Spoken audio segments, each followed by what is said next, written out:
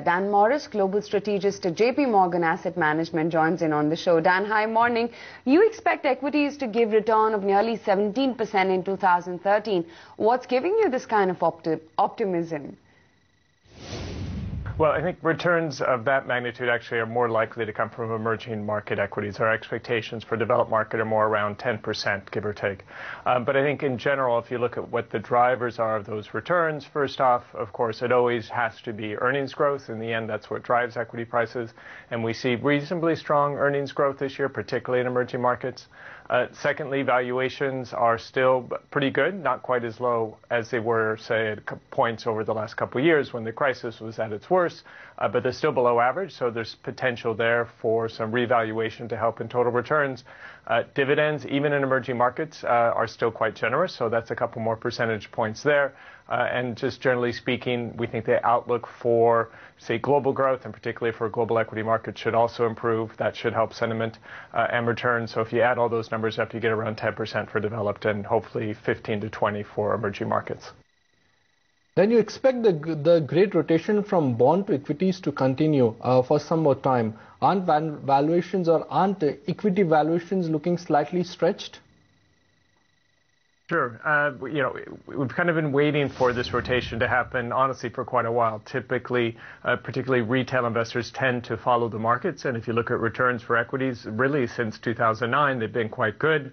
But nonetheless, generally speaking, investors have been withdrawing money from mutual funds, developed market equity mutual funds. So now that does seem to be changing. Cash is coming out of money market funds. There's less money going into bond funds. So this definitely should support markets. And I think what's encouraging is that actually valuations are not stretched. Even with the returns that we've had over the last couple of years, earnings growth has been respectable. So consequently, PEs are still below average. So fortunately, the cash is starting to move into equities at a time when there is still potential for further returns. So with central banks in developed countries committed to easy monetary policy, can this risk-on rally last longer? And you see any risk to this rally as well?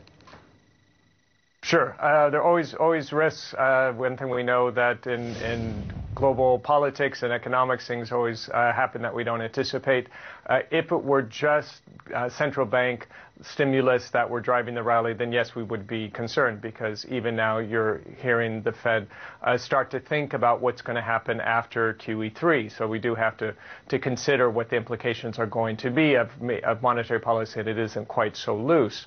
But I think fundamentally it's earnings growth, corporate earnings growth, that is driving the rally. It's also being driven by an improvement in sentiment, people becoming less anxious about the situation in the Eurozone, less anxious about the U.S. fiscal situation, the fiscal cliff. So it's really a combination of all those things that are driving the markets, and so consequently they should be able to continue rallying this year. You also like emerging market equities. Can they offer decent returns in 2013?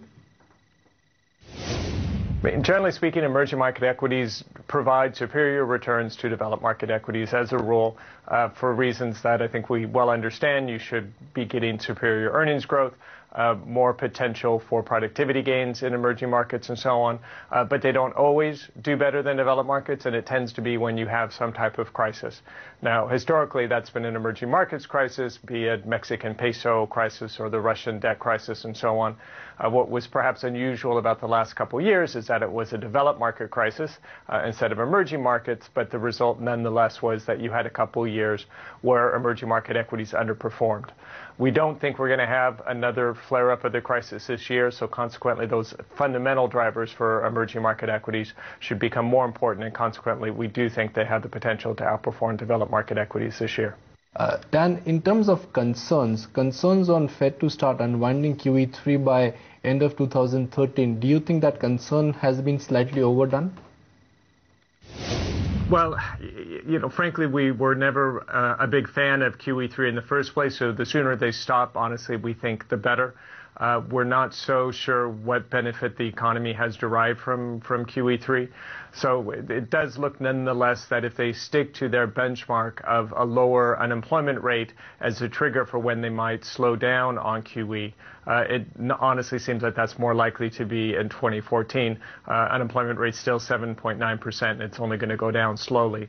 So we think it'll probably hopefully tail off by the end of this year, but that nonetheless is more restrictive than people thought initially when the program was launched. At that time, it seemed like it was going to go on for a full 2 years, so we are back to about 1 year.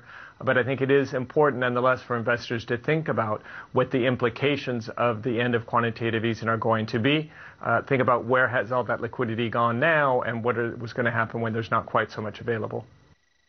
So what about crude and gold? Do you expect them to strengthen? Strengthening for oil, at least, might be a little bit much. It's already actually been going up fairly recently, and nonetheless, economic growth is not all that robust. U.S. probably 2 to 2.5%, Europe near recession, China not necessarily all that much stronger than it's been before. So on a demand side, it does seem that the general direction should be perhaps a slightly less demand. Of course, on the other hand, it depends on how much is supplied either from OPEC companies or non-OPEC countries. I think the other perspective to think about for gold, which is, we think, being driven very much by the liquidity from quantitative easing, again, this idea of what happens after QE. If the increase in the price of gold has been partly a result of liquidity from QE3, that suggests that once QE ends, you could see a fall in the price of gold.